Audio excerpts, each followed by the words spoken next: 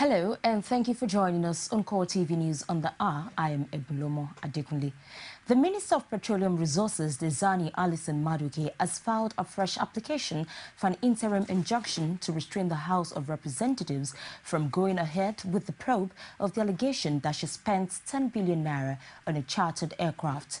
The fresh application, filed through one of her lawyers, Mike Ozekome, followed her apprehension that the House of Representatives would go ahead with its resolution to commence the probe on June 17. The minister, along with the Nigerian National Petroleum Corporation, currently has two pending suits before the Federal High Court in Abuja, both seeking court order to stop the probe.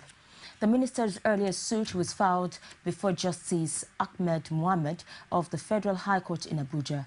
In the second suit, which was just assigned to Justice Gabriel Kolawole of the Federal High Court, Abuja, the minister, along with the NNPC, joined the Senate and the House of Representatives as the first and second respondents, respectively. Justice Mohammed had on May 26 rejected a plea by a lawyer who appears for the minister and the NNPC in the first suit, Etigwe Ua, to restrain the House Committee on Public Accounts from carrying on with the probe pending the hearing of the substantive suit. The judge, however, refused the application following opposition by the House of Representatives lawyer A.B. Mohammed and adjourned till June 19 for hearing. Delta Airlines has confirmed that one of its Atlanta-bound airliners was diverted to Dakar, Senegal on Monday for precautionary reasons, as against earlier speculations that explosives were found on board. Delta Airlines Director, Corporate Communications, Europe, Middle East and Africa, Olivier Cullis, says the flight resumed to the United States after a short stop.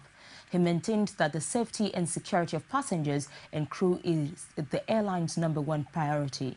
There had been speculations that a passenger on the airliner had explosives on him with the intention of blowing up the plane. An unexpected electrical fault in the plane did not help matters as it further sparked more suspicion. A passenger, Editi Efyong, who was on board the plane, had tweeted that the Atlanta-bound airliner had been diverted to Dakar amid suspicion of a suspected bomber on board. The police in Abuja have dismissed fears of a security alert in one of the major markets in the city center. This was after residents of the Federal Capital Territory were shocked to see increased security checks at the Garki market. The police, however, say the move was meant to assure residents of their safety. Well, first and foremost, I want to make it categorically clear there is no bomb scare anywhere within the Federal Capital Territory, Abuja. And this is a routine security check. And as a proactive service, we felt we should be doing this from time to time to reassure the citizens that we are there, and even those conducting business within the market, that they are safe and secured. The federal government has been urged to tap into the abundant human resources in Nigeria's ivory tower in order to improve its security. This was the highlight of the University of Lagos convocation lecture held at the school auditorium. Omotayolo, who was there, now reports. Preceding the 2013 convocation ceremony, scores of academias gathered at the main auditorium of the University of Lagos for a convocation lecture with the theme Learned Academias and Social Responsibility. The guest lecturer, Professor Emeritus Ayo Banjo, states that the Academy of Education needs to be subjected on paying greater attention to Nigerians' unique problems than to the facile borrowing of practices from abroad. In his opinion, this practice has not done the country any good. It's the government which will call the academies and say, look, you've got Boko Haram, let's say. What can you, these wise people, what can you advise us to do? Or election is coming next year. How do you think we can avoid violence and consult the academy? They are there. Speaking in the same light, chairman of the occasion, Professor Akinlawa Mabogunje, and Pro-Chancellor and Chairman of Council Unilag, Professor Jerry Ghana, say that academics are waiting to play their roles in the development of the country, most especially at the time the country is under the pressure of insecurity. Today, we're still planning without facts because Nigeria is a country which doesn't care about information, and it underlies security. When we say intelligence, we don't mean this. We mean having the data from which you can do the analysis. If any country does not develop knowledge, you are left behind. That is a very, very serious deficit. So the knowledge system is extremely important for us to promote and fund. And the lecturer today did an excellent work in reminding us that the growth of academies in various parts of the world was part of their own development. For the Vice-Chancellor, University of Lagos, Professor Ramon Bello, the institution has blazed the trail with a newly introduced course designed to curb insecurity. In the university here, we are commencing some programs, postgraduate programs on security, which will lead to a lot of research work now being carried out in-house to be able to generate and profile local solutions to our own local problems on insecurity.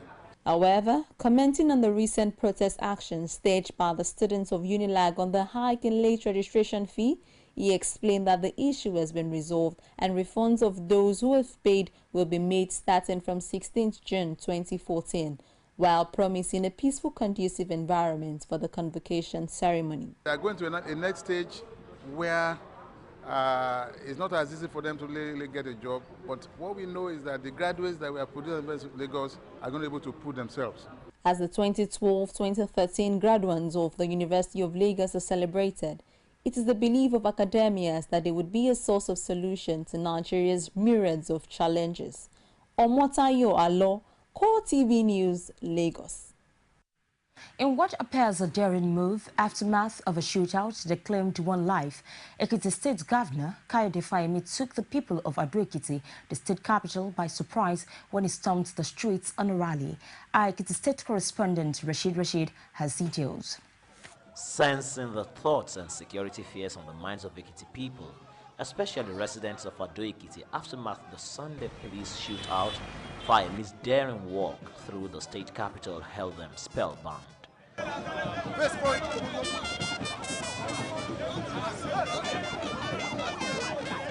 Again, the governor dares those who care to challenge the grip of the ruling APC on power that he will continue his shelved Ado rally. Where you have a huge conurbation of people, Moferere, Itaiku, Igirigiri, Ajebandele, Omishanjano, Odo, and so on and so forth.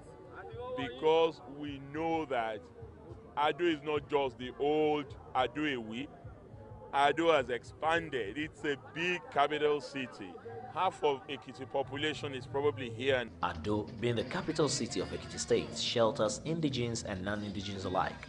A professor at the Ekiti State University, who is also a native of the town, believes Fayemi has won the hearts of Ado residents following his successful development of the city. As an indigene of Ado-Ekiti, the entire Ado-Ekiti community, both the indigenes and other people who reside in Ado-Ekiti, are solidly behind Dr. John Kayode Fayemi, and we are going to pay him back by casting our votes for him come June 21st. We are ready to cast our vote for DKF in coming election. The governor, though, boasted of achieving so much development and success across the state, he however says there is more to contribute in the area of infrastructure. Some of their requests were not really novel to me.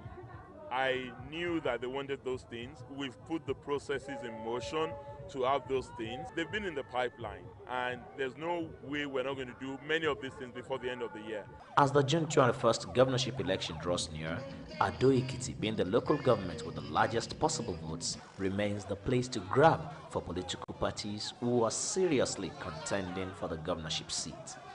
Rashid, CoreTV News, Ado-Ekiti. It's the CoreTV News and the hour. We'll take a short break and we'll be back with stories from outside Nigeria. Don't go away.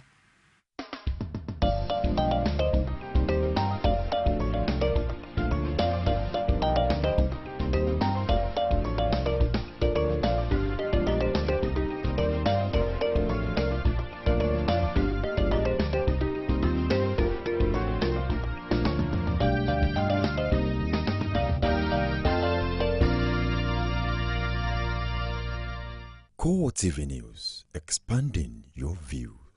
CoreTV News presents a platform with presence in over 30 states of the Federation. Be sure to be had. For live coverage of events, we have the capacity to deliver from anywhere in Nigeria and beyond.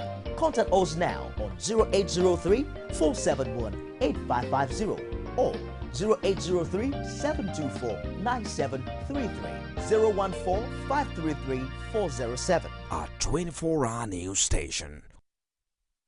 Thank you for being there. And for more information on our news and other programs, you can visit our Facebook page, facebook.com/CoreTV News, our Twitter handle @CoreTV News NJ, and on YouTube, youtube.com/CoreTV /the news.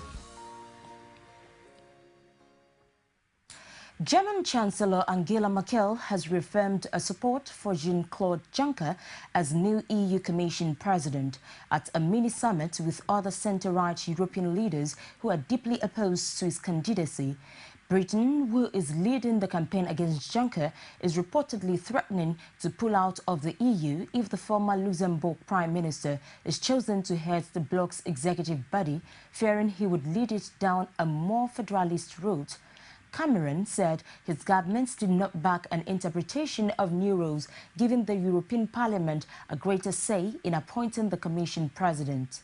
Cameron is spearheading a push for reforms to allow greater autonomy for EU member states ahead of referendum on Britain's membership in 2017.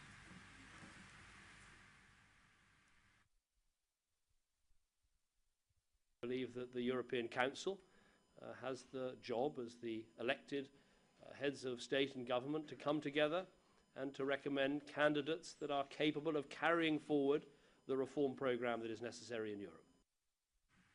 And that's all we have for you for this hour. Join us again top of the hour for more. Thank you for being there. We'll take a short break and we'll be back for the programme Core Digest.